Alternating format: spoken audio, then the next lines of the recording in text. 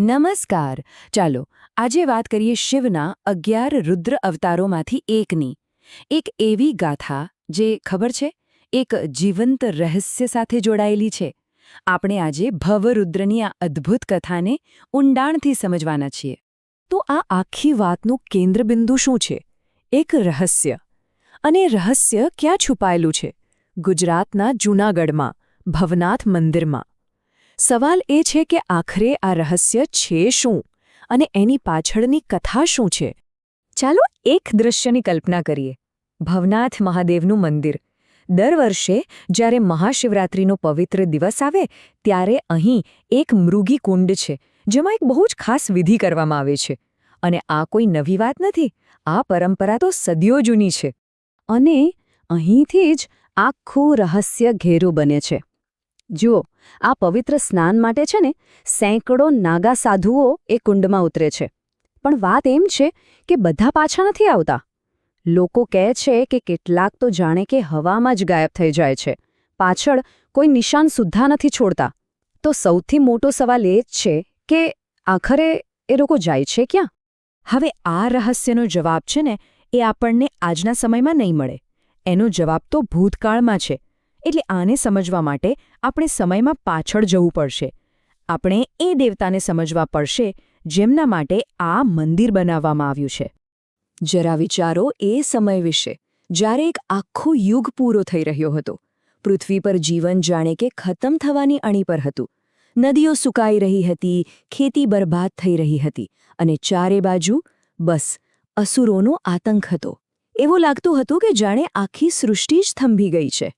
અને આવા ભયંકર સંકટના સમયે કોણ પ્રગટ થયું? શિવનો અવતાર ભવ રુદ્ર. એમનું નામ જ એમની શક્તિ વિશે બધું કહી દે છે. સંસ્કૃતમાં ભવનો મતલબ જ થાય છે અસ્તિત્વ. એટલે કે એ જે હંમેશા હતું, છે અને રહેશે. તો ભવરુદ્રએ સૃષ્ટિને બચાવવા શું કર્યું? એમણે જે રીત અપનાવી એ એકદમ અનોખી હતી. એમણે કોઈ શસ્ત્ર નહોતું વાપર્યું. ના, એમણે તો સમયના ચક્રનો, ખુદ કાળચક્રનો જ ઉપયોગ કરીને અસુરોને હરાવી દીધા. જુઓ, હિન્દુ દર્શનમાં છે ને સમય ક્યારેય સીધી લીટીમાં નથી ચાલતો. એ તો એક ચક્રની જેમ ફરે છે. સત્યયુગ, પછી ત્રેતા, દ્વાપર અને પછી કળયુગ. અને એક યુગ પૂરો થાય એટલે બીજાની શરૂઆત. અસુરો શું કરવા માંગતા હતા? એ લોકો આ કુદરતી ચક્રને જ રોકી દેવા માંગતા હતા. સૃષ્ટિને હંમેશા માટે થંભાવી દેવા માંગતા હતા. આ કાળચક્રની રચના કેટલી ગજબની છે ખબર છે? એ દેખાય છે અનંતતાના ચિહ્ન જેવું, એટલે કે ઇન્ફિનિટી. હવે એને તમે ઊભું કરી દો તો એ બની જાય સમયની રેતઘડી. અને એ જ ચિહ્ન જ્યારે શિવના હાથમાં આવે ત્યારે ડમરું બની જાય છે. એટલે એક જ પ્રતીક કેટલી બધી વાતો કહી દે છે. એ બતાવે છે કે આ સૃષ્ટિનું ચક્ર અનંત છે અને એને ચલાવનાર બીજું કોઈ નહીં પણ ખુદ મહાદેવ છે. એટલે જ આપણે કહી શકીએ કે ભવરુદ્રનો વિજય કોઈ હથિયારનો નહોતો. એ તો સમયનો વિજય હતો. એમણે કોઈ હથિયાર ઉપાડવાની જરૂર જ ન પડી. બસ કાળચક્રને એવી રીતે ગતિ આપી કે અસુરો એમાં જ ખોવાઈ ગયા અને સૃષ્ટિમાં ફરીથી પ્રાણ ફૂંકાયા. આ છે એમની શક્તિ, જેની આપણે કલ્પના પણ ન કરી શકીએ. અને સૃષ્ટિ તો બચી ગઈ, પણ ભવિષ્યમાં શું?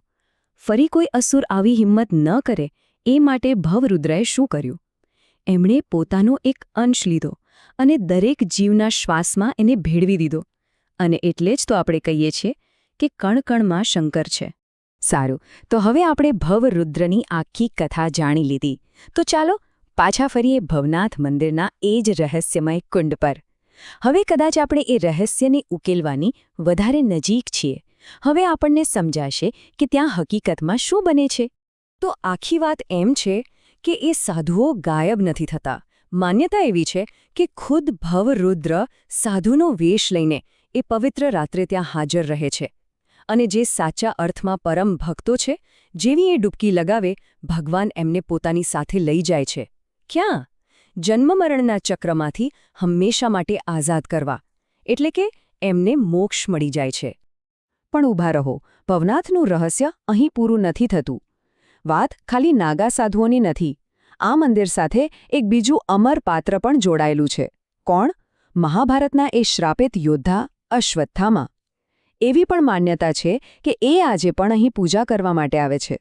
એટલે વિચારો, એક જ જગ્યાએ ભક્તિના બે કેવા જુદા જુદા રૂપ જોવા મળે છે. એક બાજુ છે નાગા સાધુઓ, જેમને બસ શિવમાં એકાકાર થઈ જવું છે, અને બીજી બાજુ છે અશ્વત્થામા, જે પોતાના અમર હોવાના શ્રાપમાંથી છુટકારો મેળવવા માટે પ્રાર્થના કરે છે. કેટલું ગજબ છે નહીં? એકને મુક્તિ જોઈએ છે અને બીજાને પોતાના અમરત્વની મુક્તિથી મુક્તિ જોઈએ છે. તો આ બધી વાતો પરથી, આ કથાઓમાંથી આપણે શું શીખવાનું છે? શિવના આ ખાસ અવતારની પૂજા શા માટે આટલી મહત્વની છે? ભવરુદ્રની આ કથા છે ને, એ આપણને એક બહુ મોટી વાત શીખવે છે. એ છે કે સમયના વિશાળ પ્રવાહ સામે આપણું અસ્તિત્વ કેટલું નાનું છે.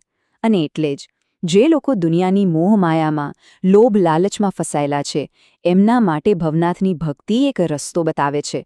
એવું મનાય છે કે એમની ભક્તિ કરવાથી મનને અતૂટ શાંતિ મળે છે, દુનિયાવી વસ્તુઓ પ્રત્યેનો લગાવ ઓછો થાય છે, અને છેવટે મોક્ષનો સાચો માર્ગ ખુલે છે. તો જો ભવનાથનું આ રહસ્ય આપણને મંદિરના કુંડથી શરૂ કરીને આપણી અંદર સુધી લઈ જાય છે. ભવરુદ્રની કથા શું કહે છે કે શિવનો અંશ દરેક કણમાં છે. એનો સીધો મતલબ એ થયો કે એ આપણી અંદર પણ છે, ખરું ને? તો સવાલ એ નથી કે શિવ છે કે નહીં. અસલી સવાલ એ છે કે જો શિવ દરેક જીવમાં છે, તો આપણી પોતાની અંદર એ ક્યાં છે? આ એક સવાલ સાથે આપણે આજની વાત અહીં પૂરી કરીએ છીએ. નમસ્કાર.